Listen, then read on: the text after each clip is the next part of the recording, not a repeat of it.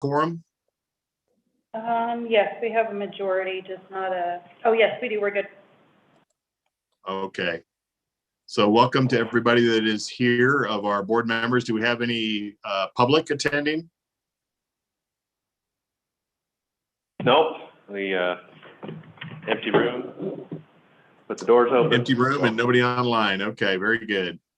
Well, not very good. I was going to welcome them too, but good to know. Let's go on to item number 2, which is approval of the October 18th minutes. Did anybody have any questions on those or comments? If not, to approve. thank you, Mayor. We got a motion to approve the minutes. So we have a second. I'll second that. Matt Dahl. All right, thank you, Matt. All in favor of approving the minutes of October 18th, just signify, say aye or raise your hand or whatever it is you want to do. Aye. Aye. Yes. Aye. Anybody opposed? So I got a record of that for Krista. No. Okay, then the minutes are approved unanimously. Let's go on to. I missed that. Oh, what was that, Krista? Who made that motion? Oh, it was Mayor Blair. Okay. And you Thank you. got the second, right? Yeah, Matt Dahl, thank you. Okay, yes. All right, then let's go on to item number 3. Roger, I'm going to turn it over to you. Wayne, can we push pause for just 1 second? I'm not seeing the live stream up on YouTube just yet. And I know we got the notice that it was going, but I just wanted to make sure that's up before we get into the substance of the meeting farther here. Sure, Josh. Yeah, that'll be fine. You guys just tell us when it's up. So I'm looking at it. I hit the stream button, but it's showing in one of my windows. I don't know if I can. It's not buffering, is it? Sorry. Nobody laughed at that, Todd. I don't know why. I thought it was pretty good. I know. I thought I'd at least get a smile from Ron. Do we have anyone No else buffering on around staff here. that can pull it up on the YouTube page? Here, let me take a look.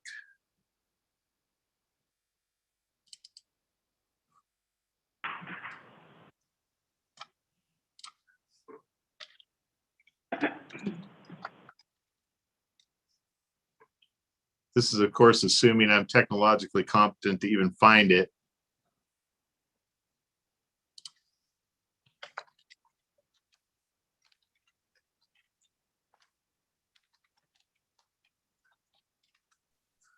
Roger, it's under youtube.com/UtahFiber. Is that right? I always link to it from our website. I'm not sure. There's been a little bit of difficulty that we have to Utopia. Roger, I just got to it. You got it, Jason? You can see it? I did see it on YouTube, yeah. Okay. Okay, well, if you've got it, I still don't have it here, but if we're comfortable with it being up there, I'm fine moving forward. Jason, are you going to be the representative for Brigham City today? Unless Todd gets on, unless Tom, not Todd, unless Tom gets on, yeah. Okay. Okay, it looks like we're good. Apologies for this, the delay there. No problem. Better safe. Okay, thank you. All right, Roger. Okay, we're on item 3? Yes, Right. item 3, the Bozeman contract. This is an item we have already approved an agreement with Bozeman Fiber, so this is an amendment to that agreement. So as we got into the process of, not us, but Bozeman Fiber got into the process of financing the project, there were some things that were asked for in the structure of paying back their bond that we needed to change. As far as we're concerned, the substantive changes would be that we're at a little bit of a portion of the revenue that we're getting as for providing our services, I think would be considered at risk, and that's 30%. And so what this means is we have our fee structure that we'll be billing them, and we're entitled to that money no matter what, but kind of in the way that when we do projects and we finance them and the city provides a guarantee, if there's ever a shortfall, there's kind of a loan situation. The same sort of thing happens in this case, just for a portion, if there aren't funds to be paid in the first part of the project. I'm doing a terrible job of explaining this. So, you know, obviously we're not financing this project. We're not on the hook for the cost of the project. We charge for the services we provide. And similar to Idaho Falls, you know, we provide design services and knock services and a lot of this. And it's actually been a really good source of revenue growth for Utopia. In fact, our fastest growing opportunity for revenue growth. And we're adding a couple hundred customers in Idaho Falls. We expect Bozeman to actually grow faster than that since they're financing the whole project. So this is a really great revenue opportunity for us.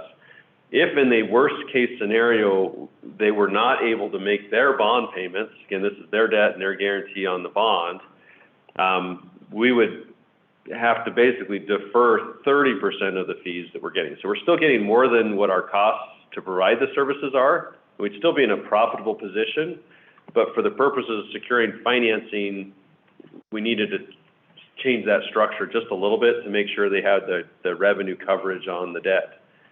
Is that accurate? Josh and Laurie, I'm like trying to, you know, capture all the different things.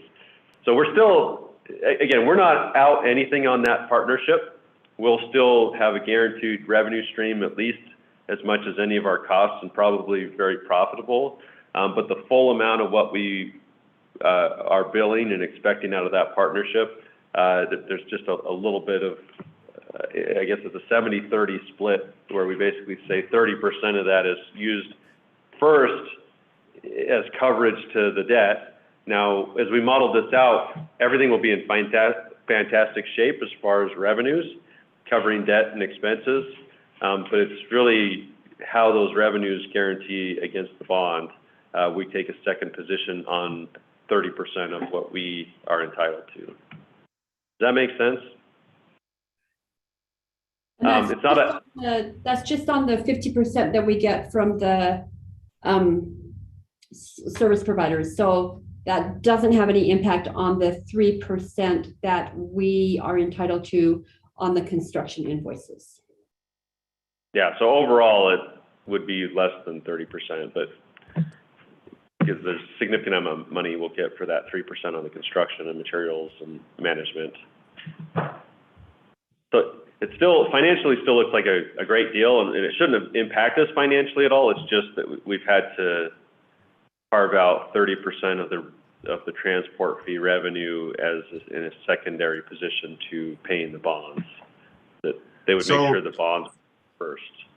Yeah. So Roger, give me or for the benefit of myself and the board, maybe Laurie, you can help with this too. Give us a worst case scenario. They get into this thing, whatever it is, 6 months, 12 months. We've borne the costs that we're going to bear on a construction standpoint, or from a construction standpoint, or a service provision standpoint, and we lose everything. What would that be? So we're not really out any money on this project. I mean, we're expecting to do all of the work that we do with existing staff and resources. So let's say we were forecasting close to 10,000 subscribers on that system at maturity, so a couple of years in. So there'll be a ramp up period. When we get to that point, there will probably be $10 million to $20 million or so of construction and engineering and materials, which we would collect a 3% charge for. So that's ours no matter what. On the revenue side, if you say there's let's say instead of the 10,000 customers we hoped there would be, 5,000 would be disastrous, I think, from a overall project perspective. But from our perspective, we'd look at that and say, well, 5,000 customers, we're still entitled to 50% of the transport revenue, which from residential perspectives, about $12.50 per customer. So we're looking at $12.50 times 5,000 customers. What is that? 5,000 times $12.50. So that's $62,500. We'd basically say we would be guaranteed 70% of that. What would be we may not get would be 30% of that amount of money. So we're still getting $40,000 a month, I guess is my main point, without any staff or incremental costs. Like that's fantastic. Just not as fantastic as we would like to have all $62,000 a month, right? Right. That's a bad case scenario. The reality is we'd be closer to the 10,000 subscriber level. That's what we're hoping for, which puts us in a position to be collecting over $100,000 a month in services for that Okay. project. Yeah. The point I was really trying to get to, which you said, Roger, let me just restate if I'm understanding correctly, is there are no costs that we're going to bear by the modification of this contract. There's a contractual revenue potential for revenue reduction on this. It was really basically required in terms of the bonding deal, so to speak, that Bozeman had to get together for the construction. Is that correct? Yeah, and again, we're not out that money, it's just deferred. Meaning, Right. say it takes them 4 or 5 years to get to those revenue numbers and clearing their bond payments before they had the revenue. At that point, we'd get paid that money. And so back to this like worst case scenario, if we went in there and said, oh crud, we're coming out of this project with only 5,000 customers, we're in a really good, Utopia is still in a very, very good position. Sure. From a revenue perspective, just not quite as good as we hope. Right. Well, okay. So let me also rephrase again. I'm sure some of the board members might have questions, but worst case scenarios for me is they bond, they get the money, they never build it for whatever reason, whatever happens. We don't bear any construction cost or any real cost at all. We bear the soft cost of whatever we've already invested in it in terms of staff, personnel, consultation, that sort of thing, right? But we're not losing anything there. What we would lose in that case is revenues. Yep. Plus Okay. potential, but now no hard cost. Right. Okay. Very good. Other board members with questions, or did you have anything else to describe on that, Roger? That captures it from my perspective. Unless there's anything I missed, Josh or Laurie, is anything you wanted to bring up on it? No, nothing. I think that captured it. And just as an update. Oh, go ahead, Laurie. Sorry, I just want to mention, based on the model that we have put together, by the year 2026, we expect to be bringing in revenue of over $2 million a year on this project. In 5 years. Yeah. Wow. So 30% of that, I mean, the coverage without subsidizing, the lowest year was 1.3.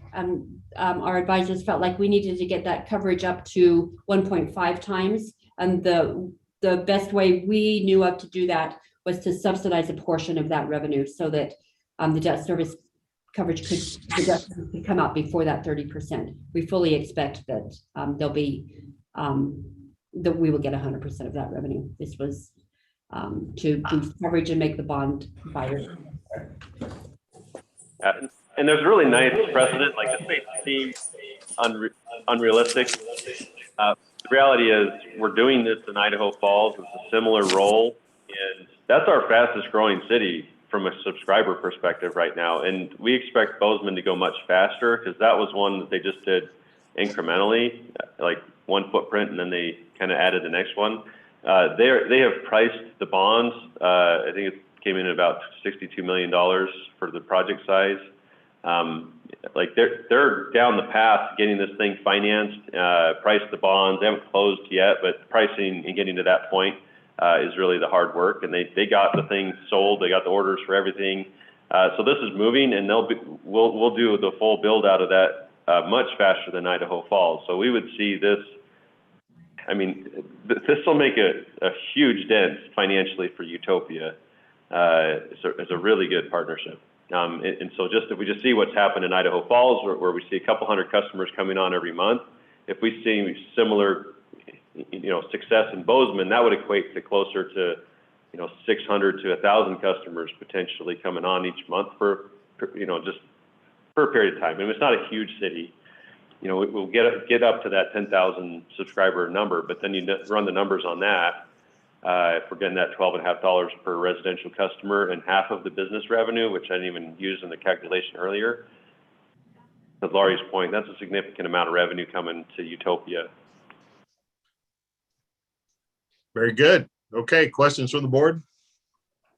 So again, just one more time, the contract does not put Utopia on the hook financially for any bond obligation. So if Nope. Bozeman completely fails to perform, we're not financially obligated in any way. Is that correct? Correct. Okay. Thanks for asking that again, Adam. I appreciate you doing it. And Roger, just to clarify one other thing, a default event on this would be basically if Bozeman were to declare bankruptcy. Is that what we'd be looking at for the default event on this? So this is not Bozeman City. This is actually, it's Bozeman Fiber is a nonprofit created by the city and the school district and Chamber of Commerce. I can't remember. It's a couple of partners. So they created a not-for-profit. And then the financing is a bond done as an industrial revenue bond under the county. So Gallatin County is actually the conduit for the financing on the project. But if the whole thing blew up again, it's like we have zero obligation on that bond. And we basically just walk away from the deal. That would be your real worst case scenario. Highly unlikely. I mean, everything there looks fantastic for a successful project. But that's who the partnership is with Bozeman Fiber as not-for-profit, who's basically the owner and operator of the system, contracting with us to actually make everything happen. We just have to deliver on our services, and the thing is just copy and paste job from everything else we do. Okay, so if this nonprofit organization goes defunct, then we don't have to provide services anymore and we unravel the deal. Yep.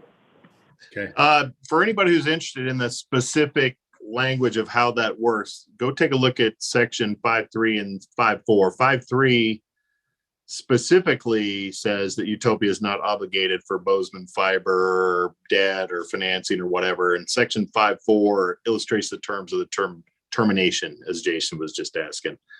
I'm certainly no lawyer, and there may be other parts of the contract that are pertinent as well, but those two give you a pretty good idea of how that would work.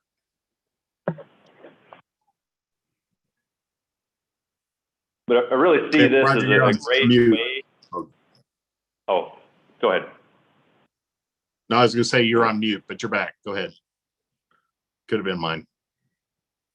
So I was just going to say, this looks like a really great opportunity for us to be able to pay off some of the debt at Utopia, where we're not actually issuing any new debts or taking on any costs other than maybe an occasional employee. But based on the revenues off of this type of a structure, it's like we're going to have very little incremental cost, but enormous revenue growth. And obviously, what do we do with that money?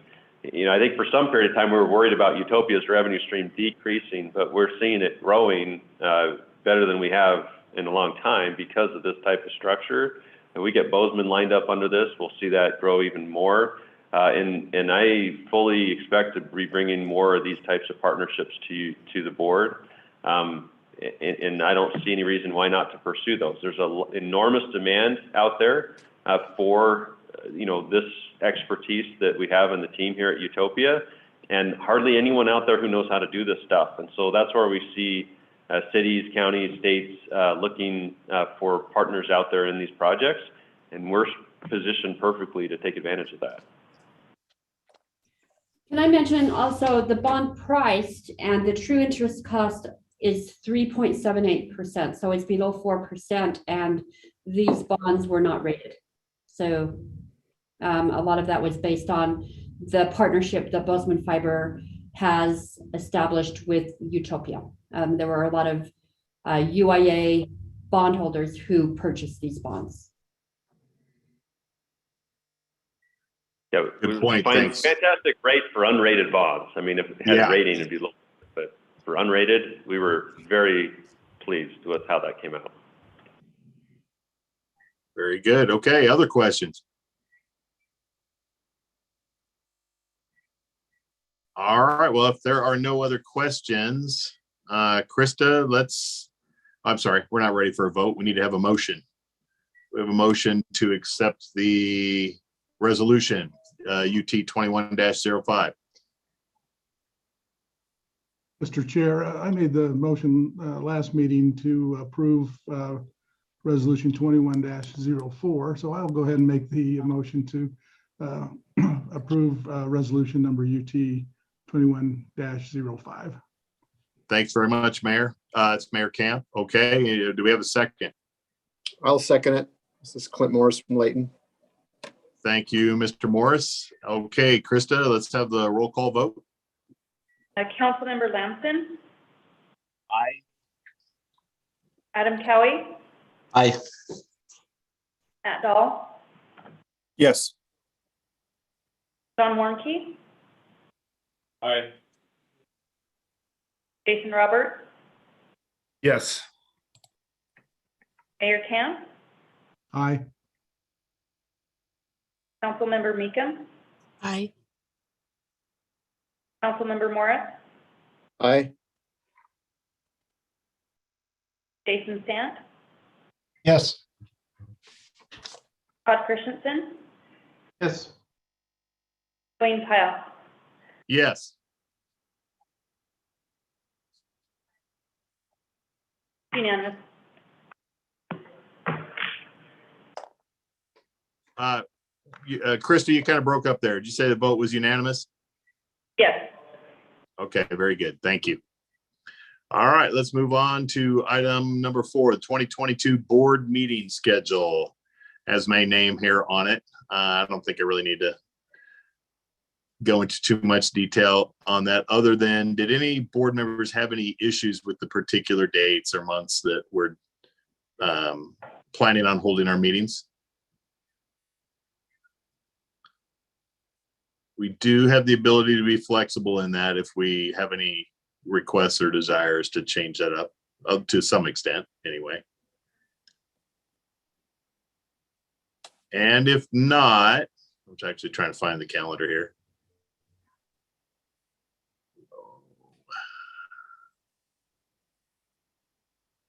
Anyway, if we don't have any desire to change those, here we are, finally, I found them. So we got 6 meetings, February, April, June, August, October, and December. And if we don't have any comment, requests for changing, or anything along that line, may we, oh, Roger had it up right there. May we have a motion to approve the calendar?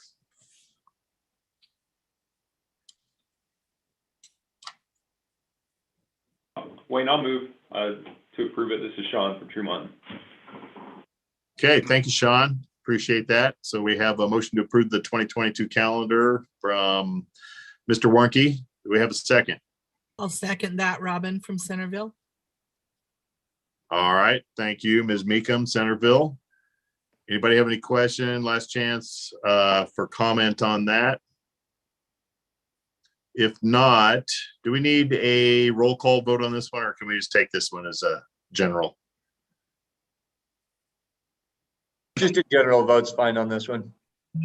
All right, thank you, Josh. Okay, all in favor of approving the 2022 board meeting schedule, please say aye. Aye. Aye. Is there any dissenting vote? Okay, the 2022 meeting schedule is adopted unanimously. Moving on to item number 4. This is one of my favorites. I wait for this every year. Josh is always hugely entertaining in this, in our open and public meeting acts training. So with that, I'll turn it over to him. I appreciate the vote of confidence there. Let me bring this up. I was going to say, while you bring it up, really seriously, is it that time again? Didn't we just do this? I know, guess that's 6 what I meetings thought ago, as huh? well. When I was looking at the calendar, I couldn't believe that we're already back to this. So this year has flown by.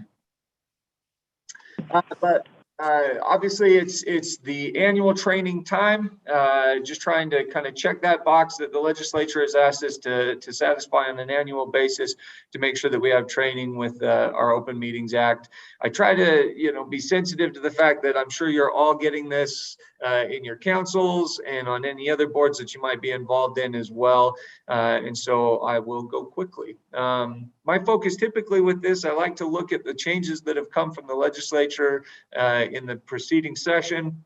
Really, this year we didn't have a lot that was substantive. There were a couple of changes in notice provisions and a few small things in regards to how electronic meetings are conducted. None of that was inconsistent with the way that we've been holding meetings. And so really, it's just kind of business as usual for us as far as the Open Meetings Act is concerned. To start out, I always try to think of this from the big picture, and the big picture is that the legislature wants our meetings to be held openly. When there's actions that are taken, those actions should be taken openly, and when there's deliberations that precede those actions, then that needs to be conducted openly as well. Public needs to know what we're doing, and when there are questions about whether or not something is, consistent with the Open Meetings Act, I was encouraged to err on the side of having actions and deliberations taken openly. That's the best course. Thinking about the act, the foundational question is, what's a meeting? It's a meeting as the convening of a public body with a quorum present for the purpose of discussing, receiving comments, or acting upon a matter within which or of which the public body or specified body has jurisdiction or advisory power. UTOPIA as an interlocal entity falls well within the definition of a public body. So we have meetings that fall within that. And as you can see in the next point there, the default position is that any meeting is going to be an open meeting. There are a handful of exceptions that allow for a meeting to be closed, but the default position is that it's open. When you are looking to close a meeting, a couple of requirements have to be satisfied. You need to have a quorum present at the meeting and a 2/3 vote of those at the meeting to go into a closed session. And then anything that happens in the closed session has to be within the statutorily defined subjects that are appropriate for discussing in a closed session.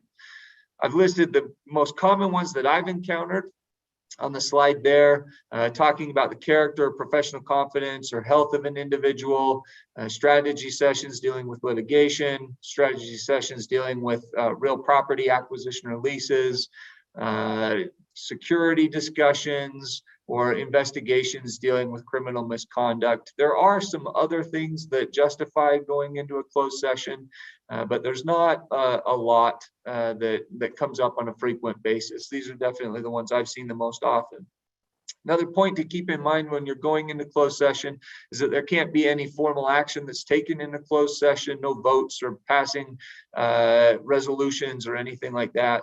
One clarification that we did get from the legislature this year is that you can vote to end a closed session when you're in closed session. Apparently there were some bodies that were concerned that the prohibition on final action meant that you could never vote to end a closed session. But they have clarified that now, so it is appropriate to vote in that context, but that's about it.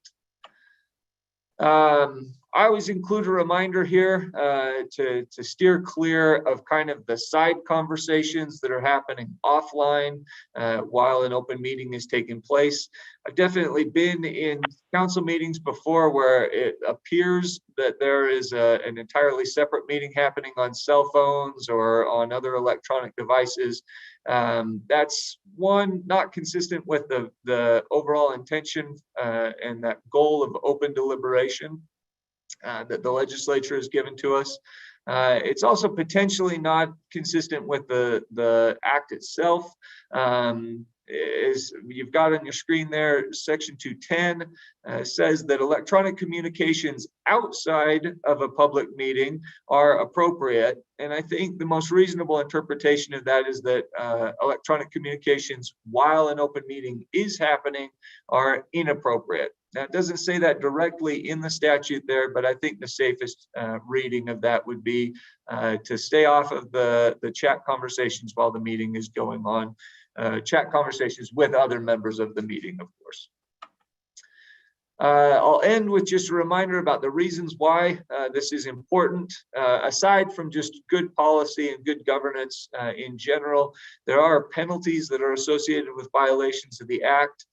From Utopia's perspective, the most significant is the actions that are taken in a meeting that is not consistent with these provisions of the Open Meetings Act can be challenged.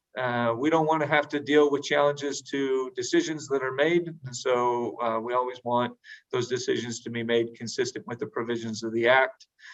Just as another kind of worst case scenario, if there is a conduct that's inconsistent with the closed meetings section of the Open Meetings Act, there are the possibility of criminal penalties. As you can see, a Class B misdemeanor is a possibility. It's not something I've ever run into in my career, but I always like to remind people that this is serious. The legislature puts this as a priority, and it's something that we should give proper attention to. Really grateful for Krista and the work that she does to keep us on track from an open meetings perspective with all of the notice requirements and getting our meetings or our minutes posted and everything afterwards. But for the rest of us during the course of the meeting, if we keep in mind to just keep things open, we'll be in good shape. Happy to take any questions if there are any.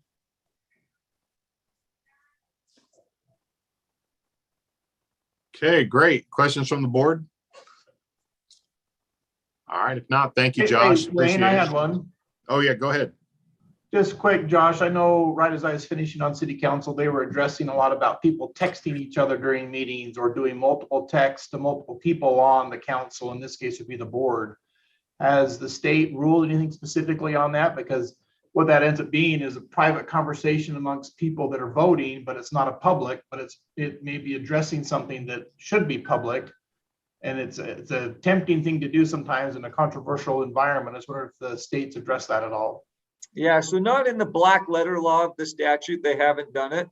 There is that section 210 that says that those communications outside of a meeting are okay. It doesn't outright prohibit it during a meeting, but I think that the safest course obviously is to avoid that and discourage that whenever you have the opportunity to do so. It's certainly inconsistent with the intention of the act or the policy of the act, but there isn't a clear prohibition, certainly no penalties associated with it. It's not outside of the, I think, reason to think that if somebody was dissatisfied with the decision that was taken in a meeting and there was obviously, that side conversation going on, that they could put together a challenge. I just haven't seen it yet. I have seen a council member that raised a recall campaign because he was on his phone all the time during the meeting and people thought that he wasn't participating. And once they realized there is no recall statute, that effort kind of fizzled out. But citizens don't like it when there are things happening they don't know about, and it's just not good practice. Okay, thank you. All right, very good. Well, there is no action that's required on this item. It's a training matter only. So thank you again, Josh, for that. And then we'll turn the time over to Laurie to give the financial updates, the next item on the agenda. Thank you. While Roger's bringing up those graphs, the audit is still working on it. We don't have the auditors here to present the 2021 financials to you. Hopefully we'll have those by the end of December. We're still working through fixed assets and depreciation. I will tell you that Utopia financials look very similar to the way they have in the past years. At the end of 2020, we had a net deficit position of $282 million. That deficit will increase by preliminarily, it will increase by about 17 million to approximately $300 million. We do have a little bit of net revenue in Utopia, but the hits to Utopia are the interest expense. That's about $14 million this year, a little bit less than it was last year because the interest rate has decreased. And a large part of that is the interest that's accrued on the notes to the Utopia cities, and then depreciation expense of $5 million. So you'll see in this graph that we're going to go over, that revenue at Utopia actually is increasing, and we believe it will be increasing substantially with the Bozeman contract. The other issue I wanted to let you know about is that our treasurer, Jess Rudd, has retired. We have posted the treasurer position internally, had some good response on that, and I believe we'll be filling that position this week. The graph that is up is the recurring revenue. This is the combined revenue for Utopia and UIA. We're very, very close to hitting the $3 million per month revenue mark for the 8 entities combined. UIA is at about $2.3 million, and Utopia is starting to grow a little bit. It was pretty stuck at 500,000 or a little bit above. It's about $700,000 per month. The Idaho Falls project is a Utopia project, and we are adding a lot of new customers per month for Idaho Falls. As we get Bozeman on board, you'll see Utopia revenue starting to grow. Pretty exciting for all of us. The next graph that I wanted to show you is the 12-month moving average. This is month-over-month revenue. So each month our revenue is increasing by about $40,000 month-over-month. That's hovering at over $40,000. So incredible growth, and we don't really see that slowing down. And then I know this is a Utopia board meeting, but I like to show you the UIA graph so that you can see the success of your sister venture. Again, the UIA revenue is at 2.3 million. Syracuse is the latest bond that we closed on. That's the pink line. So the gap between monthly revenue and monthly debt obligations is getting wider. The UIA board approved a partnership with Cedar Hills and Santa Clara. Didn't mean to steal any of Roger's thunder, but we have a couple of new city partnerships in UIA. Any questions from anyone? Questions? All right, very good. Great report, Laurie. Pictures increasingly good month to month. Very happy to see that. Next item is the network status update. So Roger, I'll turn it over to you for that. So things are going very well. We continue to grow our customer bases across the board. These new partnerships are increasing in generally both in size and in quantity. So as Laurie mentioned, the UIA board approved 2 new city partnerships in that meeting, but they're 2 small cities. So, you know, the Pleasant Grove or the Syracuse deal was bigger, I think, than both of these new ones combined. But politically, they're good wins, and even financially, they'll be good partnerships for us. So Santa Clara, the only things that come up there really is that it's geographically far away, but it's actually not that bad.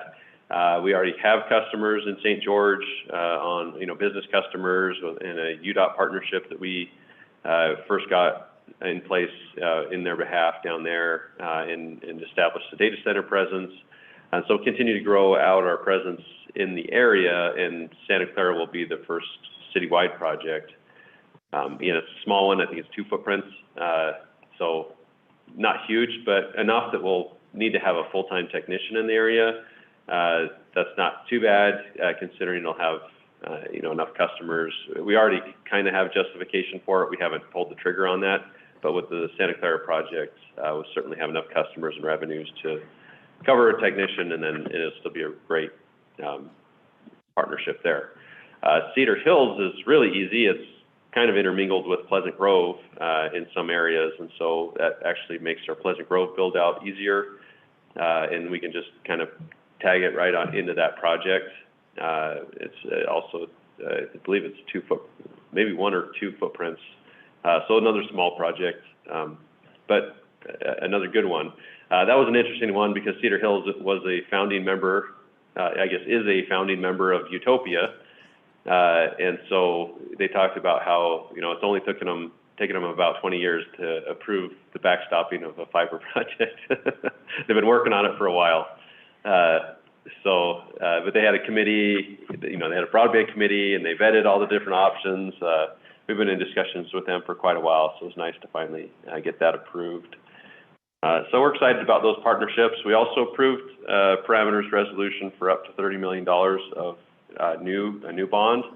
That's more of a general purpose UIA bond that we expect it to be less than that, but that's to fund additional installations. We keep adding customers, we keep growing. Your cities keep expanding on us. And so the primary use of funds for that will be additional installations above and beyond where we're at now. We want to continue to add customers. Obviously, adding customers to existing areas is about the most profitable thing we can do because we're not building out the main line. It's just add more customers and add new revenues to existing areas. So we really, really want to fund that. But it also does cost us about $1,000 to add a customer to the system. But getting another $55 a month on average per residential customer, it's a pretty good payback. So we'll continue to finance those. There's a few footprints worth of growth in our cities. So as you think about the cities that we cover, we keep having developers put up more homes and growing those cities. So, you know, we could just go through the list of cities and just be like, some cities are landlocked and fully built out, but I would say probably about half of them have had a significant amount of new development and growth. And even though while open trench opportunities are less expensive, that's still conduit that we have to pay for and pay a contractor or somebody to go place it. And we put in the boxes and the fiber and the splicing and some additional fiber HUD, electronics.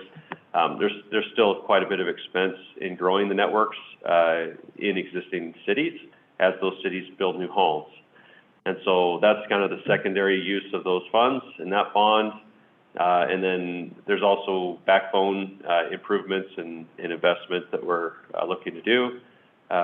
Overall, it's better financially than normal bonds. You know, when we go and just say, hey, we're going to bond for a city project that's all expenses in and hoping to get enough revenues and subscribers, this incremental UIA bond is better financially because it's a heavier focus on installations and business opportunities.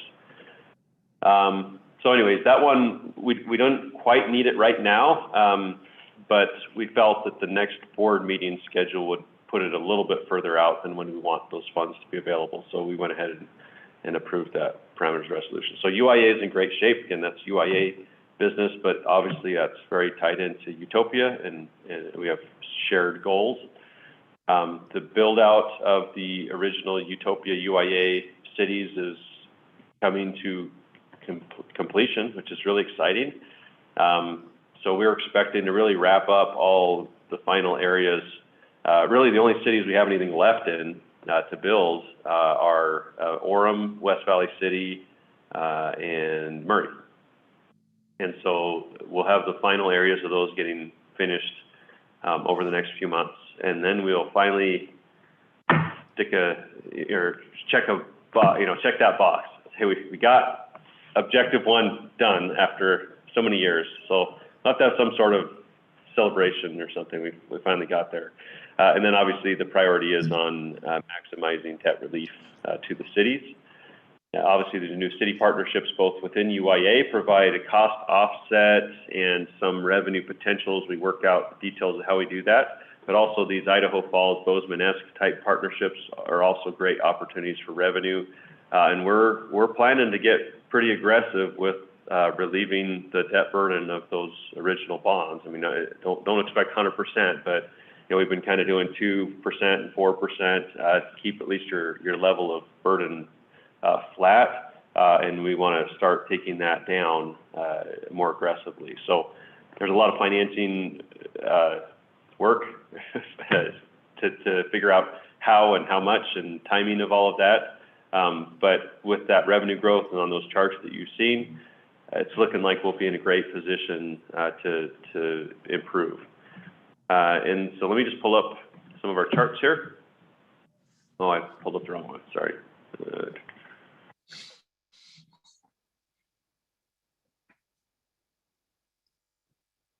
That is not what I'm trying to show. Okay, are you seeing? Yeah, this should work. Okay. So this is our residential subscribers and take rates. You can see those are going up.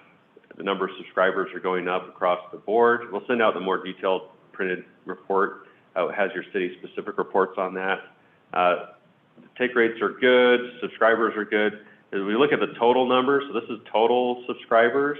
You can see we're about just short of 44,000 subscribers, which is very exciting considering where we were just a few years ago. You see that obviously up from this chart. Our fastest growing is actually Idaho Falls, surprisingly, but they're building out rapidly there.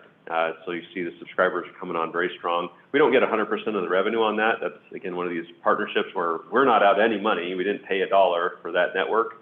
That city has funded their project, but as an operating partner, we get a portion of the revenue, and that is a great source of revenue growth at Utopia. Total number of addresses covered, just over 140,000. And this availability is basically a representation of the construction build out of a city. As we build out an area and make those so that they can sign up for services, that's what available means. And so you can kind of see historically where we've built out, and we'll see a little bit more of that coming in with West Valley, Murray, and Orem, and then those original cities really should be flat other than for the new development in the cities. And you'll see the big bumps coming up in the new city partnerships. So Clearfield right now, we're just getting to the finishing out that build out within the next month. It's trending well, and then construction's underway in Syracuse, Pleasant Grove, and we'll be kicking off in Cedar Hills and Santa Clara shortly. So it's all good news. I don't know what else to share. It's still the best broadband in the state, fastest in the country. We've brought on some additional service providers. Obviously, it's still appealing to different companies wanting to participate in this project. And that's about it I've got for my update. I know this is kind of a moving target question, Roger, but I did want to ask on for the original city's footprint, can you give us an update on the completion date? And again, to your earlier comment, that's sort of ever expanding, but at least from the original view, what are we looking at now? End of the spring, summer? Yeah, I think the furthest out ones, we try to target anywhere where a mayor lives and put that at the very end. Right. I'm kidding, but it seems to work that way, unfortunately. So West Valley City, it was the largest we still had in the queue. Obviously, it's the largest city of Utopia. I think we have the final areas of that scheduled for summer, and we're trying to do better than that. So, our target is spring, but worst case would be summer. And then all the other ones are kind of wrapping up a little bit sooner than that. We just didn't have as much left in Orem and Murray. Again, I think we built more in West Valley City than those other cities over the last couple of years, but you had a lot of catch up. There was the least amount built in West Valley, and you're the largest city. So there's been a massive amount of construction going on in West Valley City, and we do see that wrapping up here over the next few months. Pending any issues or problems here and there, we might see some stuff push out a little bit further into maybe into the summer, but we're trying to get it wrapped up sooner than that. Sounds great. But we need to have some sort of a celebration or something that we finally got this darn thing done. I mean, how many years, how much patience have you cities had with us getting this thing built out? It's been a long road. We really do. I don't know. Maybe we need to go to Hawaii for a board meeting, or at least take us to Baskin Robbins or something. I don't know. Something in the middle of those two. Cold Stone. Is that in the middle? Step above Baskin Robbins. Bring everybody up to Maddox. What was that, Todd? Oh, Maddox. Yeah. Yeah, bring everybody up for dinner at Maddox. Sounds good. Okay, questions from the board on the construction update and the network update. All right, if not, I believe we are at the end of the agenda. Roger or staff or any other board members, did you have anything else that you had a question on previous to the agenda or to bring up for next time, or are we, if not, I'll entertain a motion to adjourn. Mr. Chair, I'd like to just take a moment if I could. Absolutely. This will be my last board meeting. My term ends January 4th at noon. So if we don't have a new board member appointed by the February meeting, which I think we probably will, but if not, then you can plan on Brenda Moore, who's the alternate, being at the meeting. But thank you. I finally have Utopia at my house, so thanks, Roger. Anyway, just wish you all well. This will be my last meeting. Thank you very much, Mayor. We have appreciated your participation.